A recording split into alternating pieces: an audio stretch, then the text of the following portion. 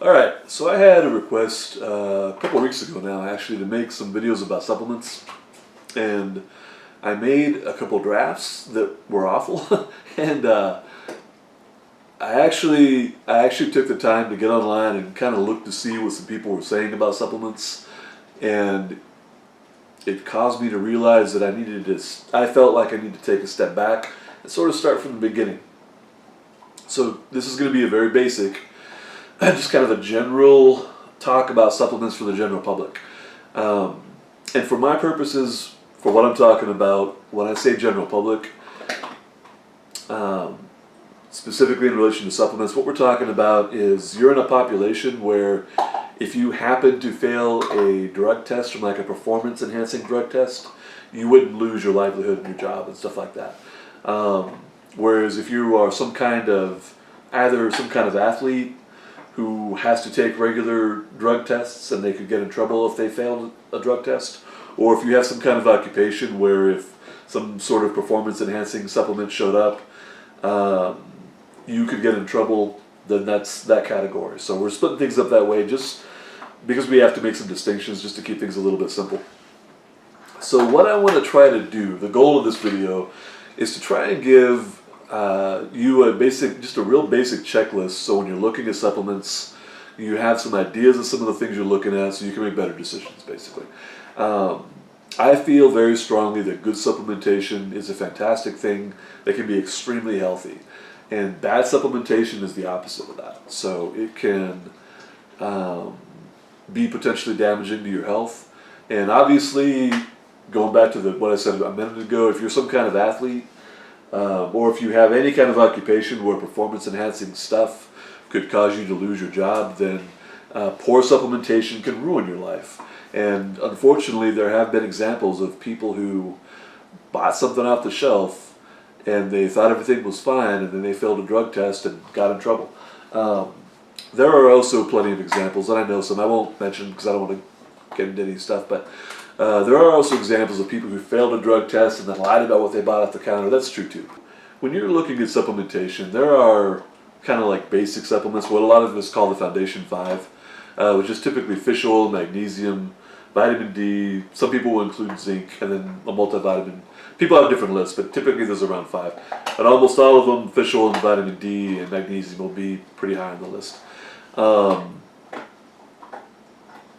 So we have our general supplements that are just for general health, and then we have supplements that can help with performance. And that can be good for all populations. So just because something is a performance supplement doesn't mean that it can't be good for someone who's not competing in a sport. A good example could be creatine. And I'm going to do a video about creatine because I was looking at the research and there's just a lot to talk about. But I can see creatine being beneficial for somebody in their 80s who's just trying to be healthy, because it can help to maintain lean mass and it has a lot of other benefits. But again, we're going to do a specific video about that because it's a big subject. But one thing you want to consider if you're part of just like what I'm considering general population and you're not concerned with performance is some supplements are fantastic for an athlete who's trying to make specific minute improvements to whatever their performance is that you're not going to really necessarily notice as someone who's just going to the gym a few times a week. So if you're not competing in something, you probably don't need performance enhancing. You probably just need kind of like general supplementation. So what we're going to look at are some of the things that make a supplement beneficial and some of the things that make a supplement like less useful. And what we're going to start with is looking at the quality of absorption. So that's really important because you'll hear some people say just flat out that if you buy supplements, all you're doing is fortifying your urine in your toilet. I don't agree with that. That can be true, but it really depends on the quality of supplement that you purchase. It also depends on if it's a nutrient that you need. So, as an example, if somebody eats a lot of oysters, maybe, they might get plenty of zinc. So maybe they don't need to supplement with zinc. But a lot of people are deficient in zinc, so it just depends. This is one of those areas where if you get blood work, then you know, otherwise you're just guessing. For a lot of people, honestly, I feel like guessing on the side of supplementation is a better bet, but you want to use good quality supplements. So, what you don't want are gummies. Don't buy gummies. I'm sure they're delicious if you like such things. I kind of feel like they would be too chewy, but I'm not really inclined towards things like that. And I can totally understand how it would be easier to get a child to use a gummy than some of the other things I'll talk about. But gummies are just not that absorbable. Okay, so a lot of the information that I'm talking about comes from a book that I'll post in the description. I'll put a picture of it up on the screen. It's a good resource. It's not the only resource, but if you want to dig into the subject more, I would recommend getting a copy of it and at least kind of glancing through it. One of the things about it that's really useful is they actually test a lot of supplements for absorption, and they rate them based off how well they absorb. So if you do look at it, you may be surprised that something you really like isn't that great, and something you've never heard of might be fantastic. I will warn you that the better quality supplements do cost more. That should be obvious, but we'll talk about that more maybe later. So gummies, pretty much they're just a no-go. The only possible use, practical use that I can really think of for gummy supplements as they currently stand, as I understand them, is to get someone in the habit of taking something like a vitamin, and then, you know, kind of maybe get them just used to the idea and then transition into something that's going to be more beneficial. But don't expect gummies to have a positive impact on anything just because they don't absorb well. So that's not me, that's science. And we all know that we follow the science. So following gummies are tablets. Now, I do suspect there are probably some tablets on the market that are good quality tablets. But the problem with a lot of tablets is they're pressurized and they just don't break down well. So again, you might have a company that does something a little bit better, but just in general, most of the time, tablets aren't really good, just from a breaking down standpoint. This leads us to capsules. Now, capsules tend to be more absorbable, just because once you break down that typically that capsule is made out of gelatin. That should dissolve in water, so it shouldn't have any problem breaking down in your digestive system. The thing is, if you take a lot of capsules, I think they can kind of bind together, so that can be a little bit problematic. So sometimes in the past when I've done, there have been times when my trunk has looked like a supplement factory, or like something I probably thought they wanted to find, even though everything was legal. But when I have taken a lot of capsules, I have noticed it wasn't that comfortable. So if I have to take a lot of things that are capsule based, sometimes I'll just pop them open and just throw the capsule away and just do the powder by itself. So sometimes it'll be unpleasant because of the taste, but that leads me to the next thing, which is powders. Powders tend to be very absorbable. So obviously you're going to mix the powder in some kind of a liquid. Don't do powders by themselves. I tried that one time. It gave myself a really bad chemical burn.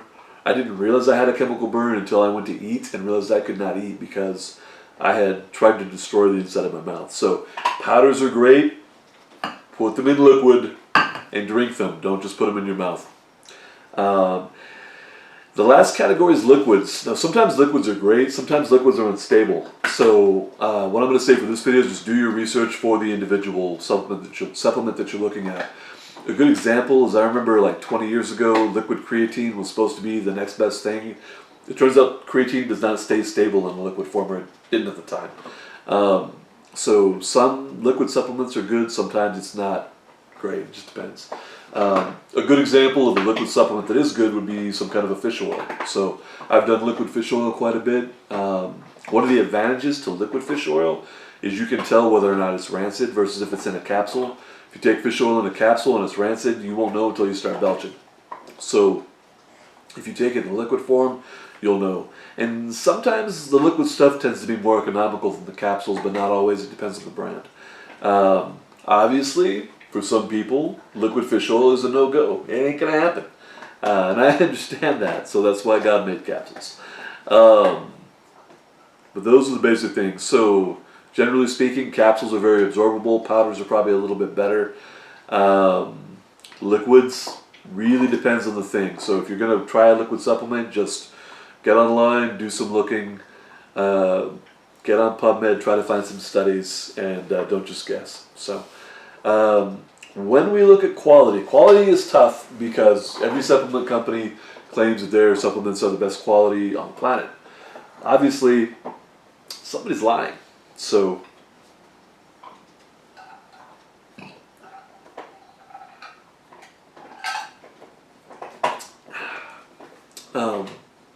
I feel like I only belch when I make videos. I don't know what's going on there. It's be some kind of nervous reaction. So quality is just something you got to be careful about. Obviously, if we're going to take a supplement, we want to take a good quality supplement. But you're going to have, I think it can be very difficult to determine if the quality is really good. Unfortunately, one of the ways to figure this out is just to take it and try it and see how it is. Another thing is the book that I recommended earlier in the video. It's in the description. They do test a lot of supplements and they will rate the quality of it. Part of that's going to be an absorption thing. So, but just when people say their supplement is the best, it's not always true. It's just not. If we're looking at something like a multivitamin or any kind of a mineral, so here's what you have to understand. Good quality nutrients take up a lot of space. So if I look at a multivitamin, and I'm looking at a one a day versus some other brands that might have like 6 pills, this is the thing. Good quality ingredients take up a lot of space. That one a day that's 1 pill, I have not seen one yet that had good quality ingredients. Okay. Typically also a lot of those, again, they're in tablet form. Tablets aren't very breakable. They don't absorb very well in the first place. And then it's the quality of the ingredients aren't very good. To fit everything they need in there, they have to use cheap ingredients. Good ingredients take up a lot of space. The next thing you want to look at when you're looking at minerals is you want to see the word chelated. And I'll put that on the screen because it's a strange word. But chelated basically just means it's bound to an amino acid. So if it's bound to an amino acid, your body can use it. If it's not bound to an amino acid, your body won't use it. And there are a lot of different forms of a lot of these things, but one thing that I'm real big on is you want to stay away from zinc oxides and magnesium oxides. Now, if you stop this video and go to the store right now and go grab magnesium, I don't know, there's probably a 70 to 80% chance that what you grab off the shelf is going to be a magnesium oxide. Magnesium oxide is very common. It's the most prescribed magnesium, and it's not good. It's not very well absorbed. It's like the least absorbable form of magnesium, so it's the cheapest, but it doesn't absorb very well. It gets prescribed a lot to deal with constipation, and it's not a good solution to constipation because what it does is it irritates the bowels, so the things get loose and they move, and that's not a good solution to constipation. And if you saw that and you're thinking, what's a good solution to constipation? That completely depends on what's causing the constipation. And we're not getting into that in this video. If you want to know answers to that, post a comment and I'll make a video. But magnesium oxide is not a good solution to that. If you happen to be a doctor watching this and you've never heard that, there's several different chelates of magnesium that don't upset the bowels. There's a lot of ways you can go around that. Different magnesiums absorb in different tissues, so stop giving people magnesium oxide. So, if you're looking at a multivitamin or something similar, you should see chelated in different places. If you don't see it, maybe do some research before you buy it. While I'm thinking about it, if you go into a supplement store, I know for a fact that there are employees in supplement stores that are very knowledgeable, that are passionate about the subject, that know what they're talking about. There are also plenty of people who do not fit that category or any of those part of that little description. So just be really cautious about what they tell you, because I've heard some ridiculous things over these. I've known some great people in supplement shops. I've had some good friends that own supplement stores that were very knowledgeable and very deliberate about what they stocked. And then I have known people who were qualified to mow your lawn exclusively. That was all they were qualified for. That's not a knock against people in the, bloody hell, what's it called? Agriculture? Not agriculture. Yard caring, stupid English, business. It'll come to me later. So it's not knocking people that mow lawns for a living. Part of the quality thing is there's different kind of gradings for supplement companies. I'm probably going to do a separate video about that just because it's something I was reading about today, and it's a pretty big subject, and I'm trying to keep this sort of simple. But one thing that you'll see occasionally is pharmaceutical grade. If you see pharmaceutical grade on the label, that's a really good sign that it's a good quality thing. I do not for a second believe that all supplements need to be controlled by pharmaceutical companies. I am not in favor of that. But pharmaceutical grade is a good indication of the quality of the supplement. So, and there's a lot of other things that can go in there too, but something you want to look at is sort of ratio of nutrients. So if you look at, like, I'll almost always recommend that someone takes a good quality magnesium, because magnesium is responsible for between 600 and 1,000 different functions in the body. I might know what 6 of those are. I'm not, like, there's a lot. You will occasionally hear people say that magnesium is responsible for 300 different functions in the body. That's really old data from like the 80s, so it's estimated now to be like 600 to 1,000. It does a lot of things, and magnesium, some people think magnesium is for sleep. Magnesium almost acts like an adaptogen. So what that means is if you take magnesium during the day and you need energy, it will actually help your cells to create energy. It'll upregulate. If you take magnesium in the evening or after a workout, it'll downregulate, so it'll calm you down. So if you take, depending on when you take it, it won't make you tired necessarily, but it will relax you and calm you down. If you take it at other times, it's not going to give you a buzz or anything like that, but it will actually help your cells, mitochondria, fundamental level, create energy. So if you look at a multivitamin, you might notice that it has a very low dose of magnesium in it, even if it's a really good quality one. That's because magnesium it's not just because magnesium takes up a lot of space, it's because magnesium actually competes with other nutrients for absorption. So pretty much everybody I recommend supplementing with magnesium, even if they have it in a multi, because it does a lot of things and it's important to get in enough of it. And I've been told that the recommended dosage for magnesium is 10 milligrams per kilo of body weight.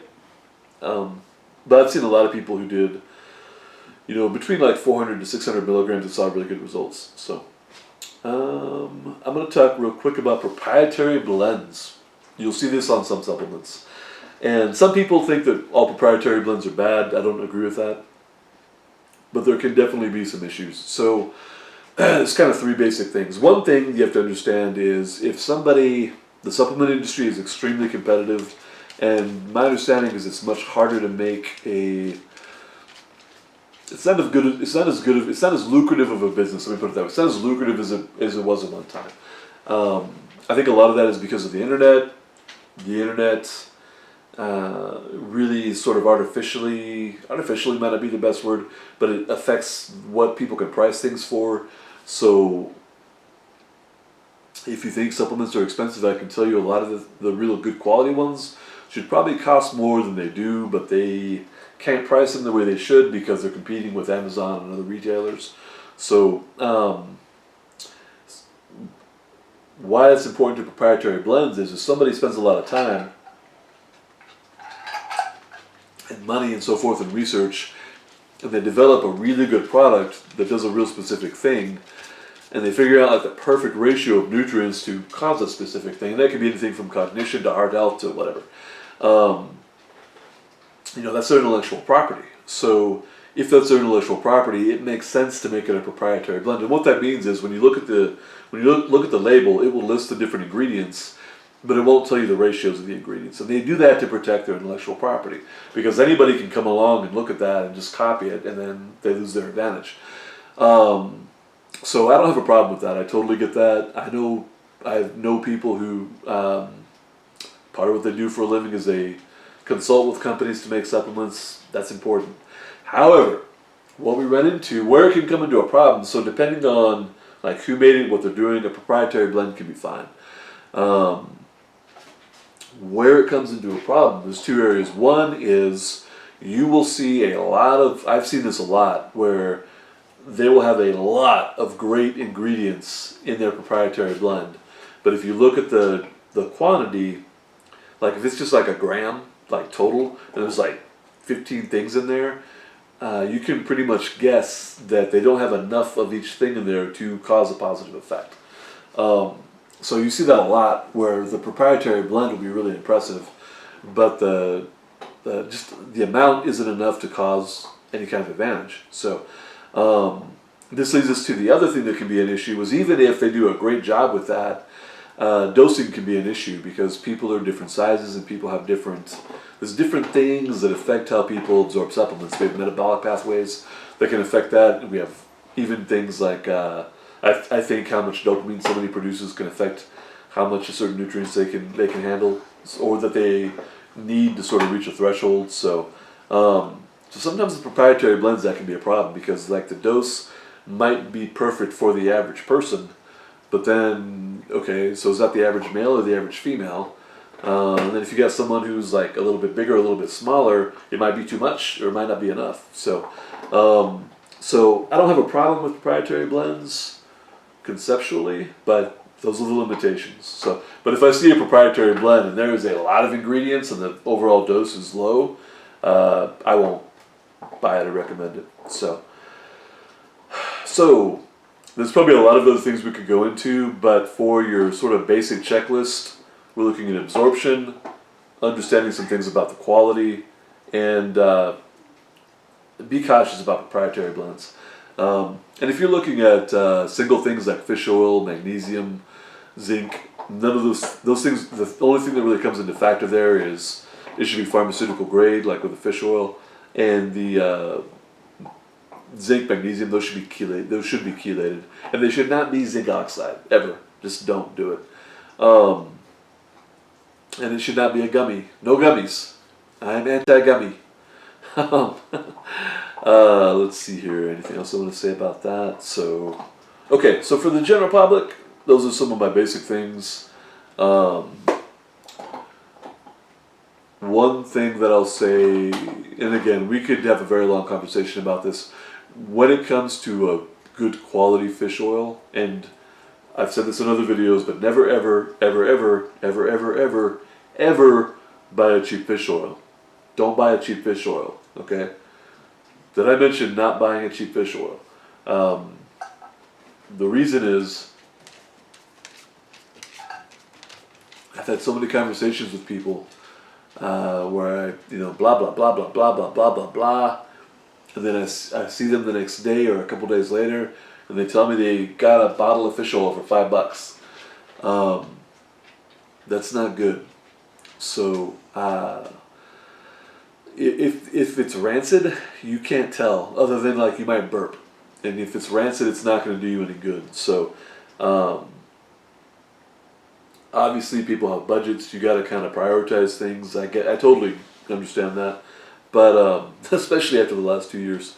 But if you're going to buy a quality fish oil, you want to buy a quality fish oil. So, and I'll put some links in the description maybe. I've got some other ones, but I'm a little cautious about that because this is the internet and I don't know where you are watching this. So I know what might be good where I live may not be where you live. I don't know. So, so I'm just a little cautious about that. But a fish oil should be in a natural triglyceride form.